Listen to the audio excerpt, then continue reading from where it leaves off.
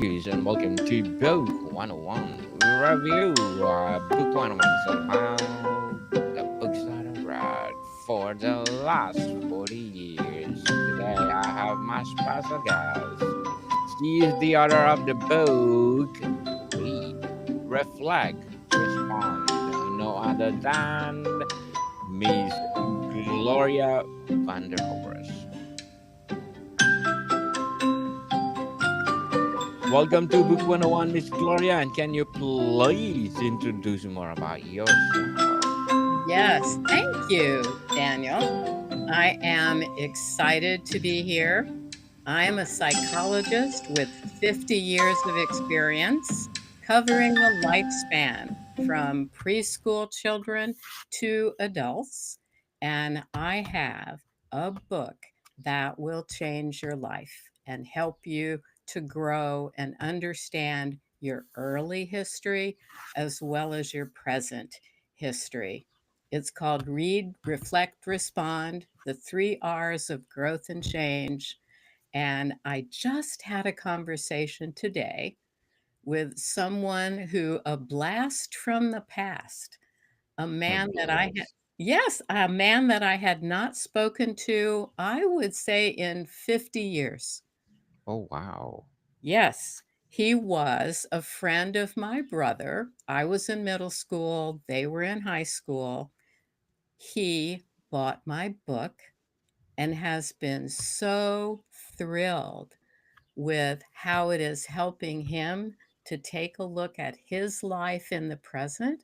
And the most exciting thing is that this guy is retired and he loves to do photography, but he had Uh, never thought about kind of doing anything with it.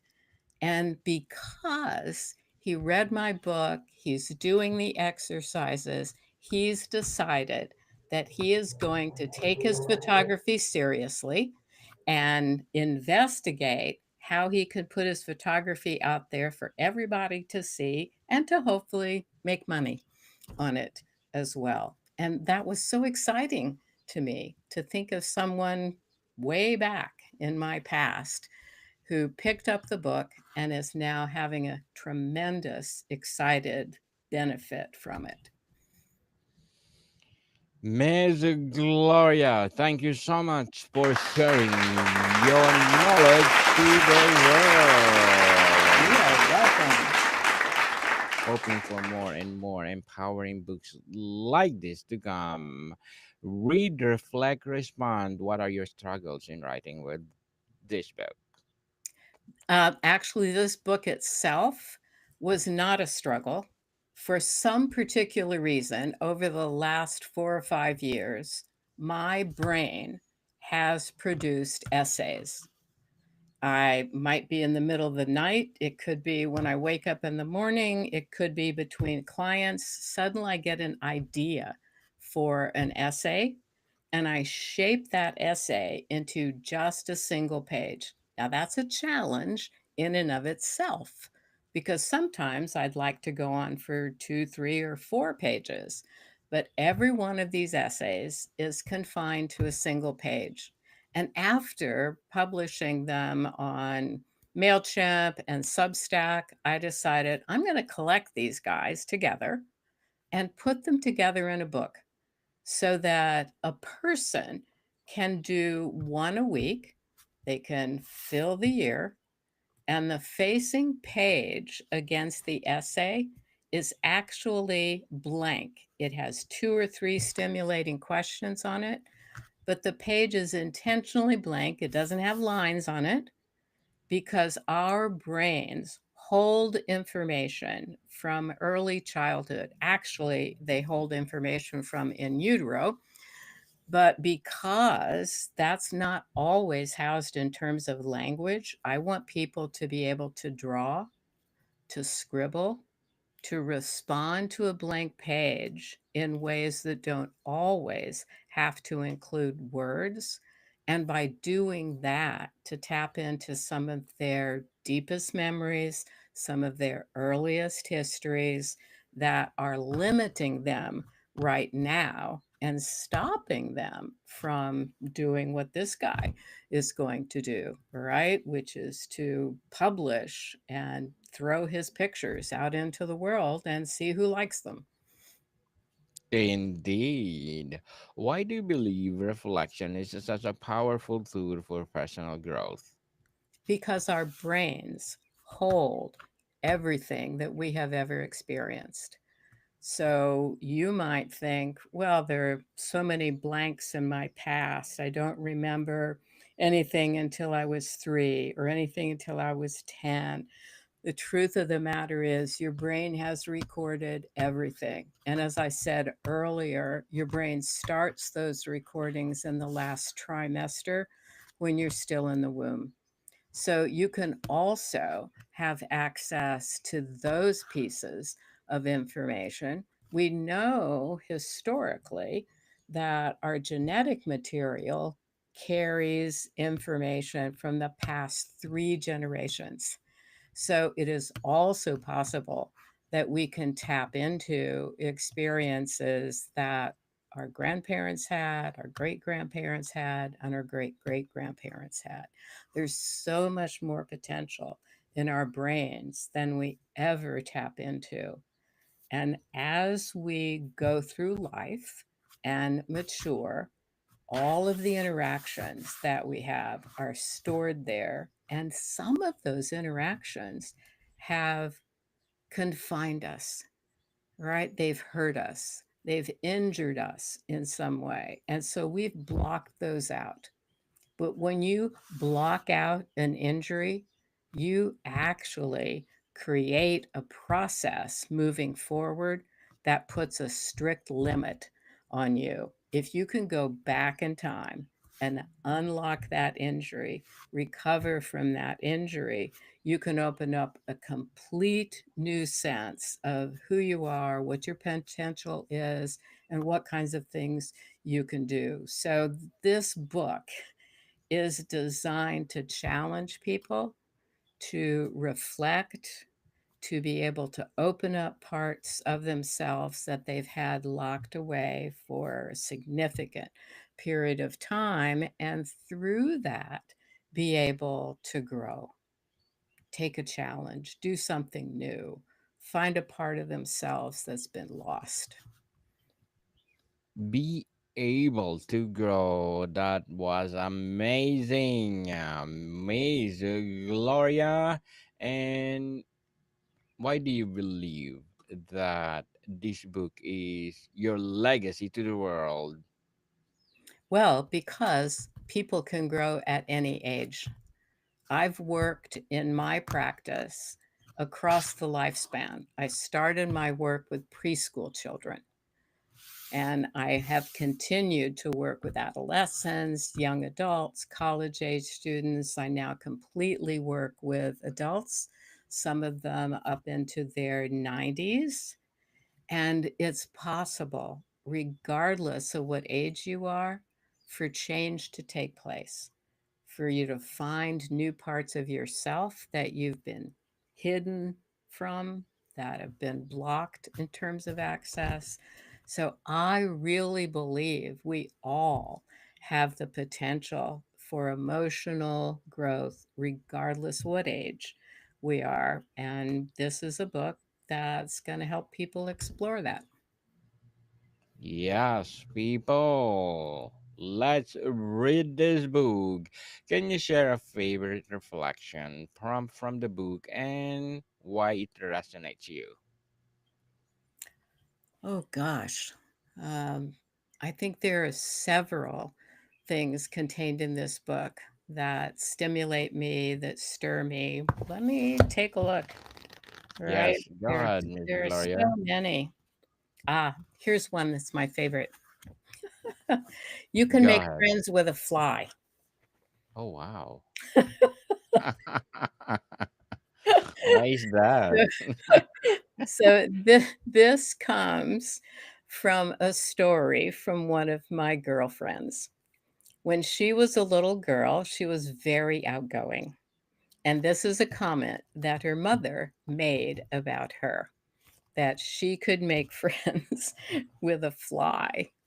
And so I use that as the basis of encouraging people to take risks, to open themselves up in any situation, any social context, and just take the risk of trying, of exploring, of being interested in someone else.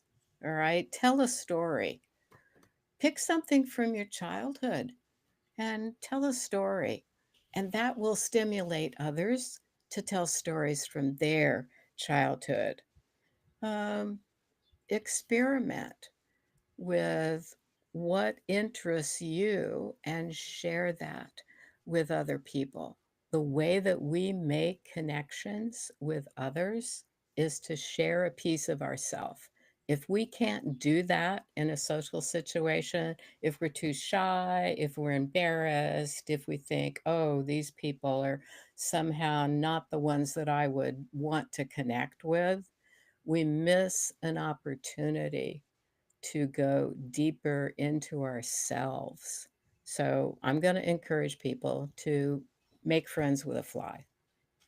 Yes, indeed. Interesting and very well said, Miss Gloria. Beautifully articulated. What would you say to someone who finds reflection difficult or uncomfortable? I would say you need to try this book because the fact that the facing page just has a few questions and a complete white open sheet gives you the opportunity to step out of language. We get stuck in language. And we think that we have to present ourselves with language in such a way that others will be impressed, that they'll be moved, that they'll want to know more about us. We miss the opportunity to express ourselves in terms of motion, in terms of context, in terms of drawing. So that's why the facing page in this book is completely blank. So you can tap into other parts of yourself outside of language and use those to inform you about what is stored up there in that brain. And you can learn a lot about yourself when you step outside of language. Can this book be used for a group study or it's more for a personal journey, Miss It is, Gloria? it is actually for either.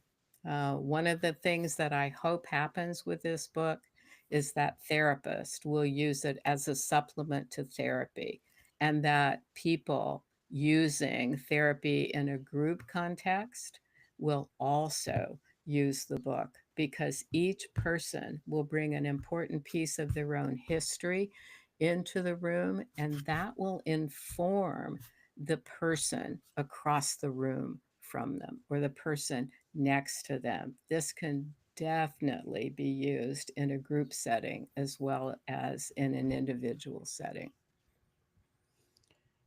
Miss Gloria, how does this method support emotional, mental, or even spiritual well being?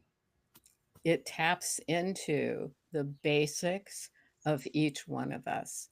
So we have all had emotional histories, we've had social histories, we've had religious histories, we have family histories. This gives you an opportunity to go back into each one of those buckets, if you will, and explore how did this information, these interactions in this particular part of my life shape who I am today?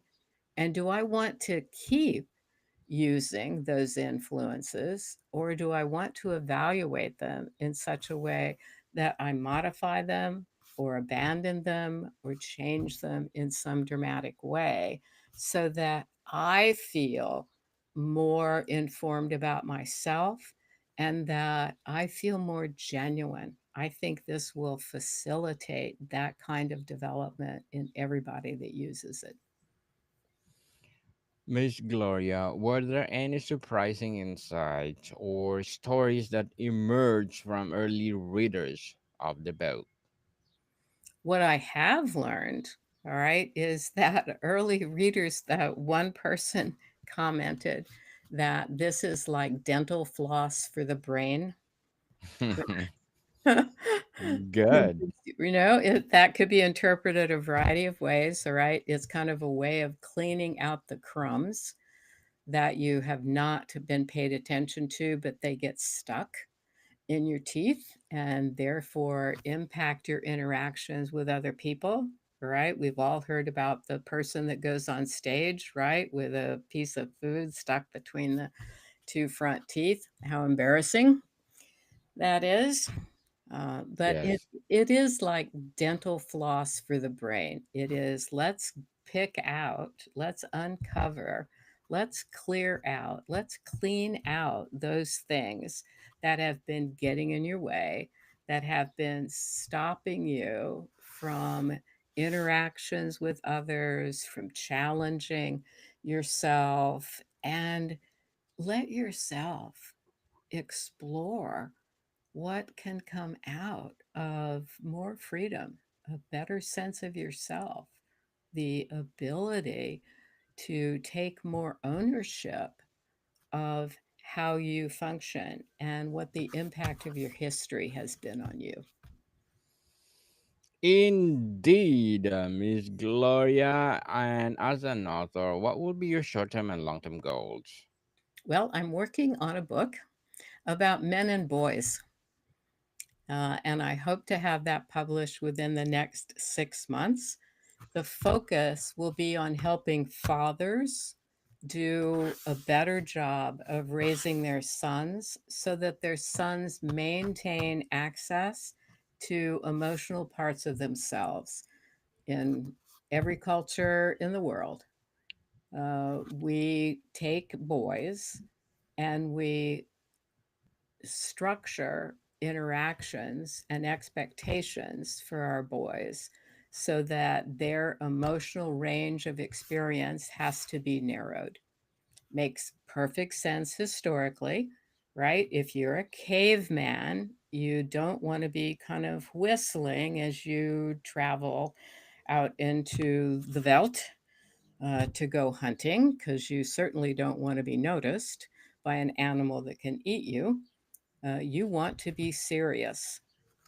But the limitation of that, the over exaggeration of that, leads to what we have in this world at this point, which is relationships between men and women are very difficult to sustain. The divorce rate is something around 50% or more. Very difficult for men and women to have emotional connection with each other that is sustainable. So, my hope is to educate fathers about how they can give their sons access to a broader range of feeling experiences and still maintain their sense of masculinity and being male rather than female. Good luck to your goals, Thank Miss you. Gloria, and looking for more and more empowering books like this to come. And what would be your advice for those people out there who want to write their own book? Oh, I would advise them to take themselves seriously and set aside time. And it doesn't matter whether you end up putting anything on the page during that time or not. You have devoted yourself to a purpose, and that devotion will lead you on a path of success. So take yourself seriously, set aside time. Indeed. Thank you for your advice, Miss Gloria. How can someone stay consistent with using this tool in a busy life? I don't think there is such a thing as staying consistent. It is organized so that you could do one of these essays a week, but you don't have to do one a week. You could do one a month. You could do one a day. All right. You could do one every once in a while until you complete all of them. So there's no time requirement. There's no recommendation that you must do one a week. It's also organized so that you can jump around in this book. You don't have to start with essay 1 and go to essay 52. They're organized in different categories. So you can open the book, take a look at the category, and figure out, wow, what fits me today? What do I really want to explore today? So take your time, but use the tool and you'll benefit. Yes, use the tool, people. Yes, Are there future volumes or companion resources you plan to create for Read, Reflect, Respond? there are futures. I am in the process of doing another collection of 52 that will be available next year. Looking forward for that, Miss Gloria. But before we wrap up our discussion for today, I'm inviting you to please do listen to my other podcast, people. My other podcast, because Food 101 is already in fifth season with Chef Alessandro, one of the specialty chef in one of the five-star hotel in downtown Toronto. Please do listen to our latest episode. We are reading our letters senders all over the world. So please do listen Food 101 wherever you listen your podcast. So Miss Gloria, what do you hope readers feel, understand, or change after going through your book? First, I hope that people will listen to your podcast because you're a marvelous interviewer and I've enjoyed spending time with you. And I hope that anyone who picks up this book will be able to go deeper inside and benefit from their own history. Thank you so much, Miss Gloria, for sharing your book to the world. Thank you for sharing your knowledge to the world. And we are hoping for more and more and more empowering books like this to come. So, can Thank you you. please, yes, can you please invite our listeners to support your books? Miss Gloria, Yes, can you please? I hope everyone finds the time to buy their own copy and Yes. to enjoy the journey that it will take them on. And I guarantee that there will be growth and there will be benefit, and you'll be looking forward to the next book. Yes, indeed. People, let's support Miss Gloria Vanderhorst, because if you support her, I've said more and more and more empowering books like this to come. So, Miss Gloria, thank you so much for your Thank time. you. Thank you, Daniel. I enjoyed.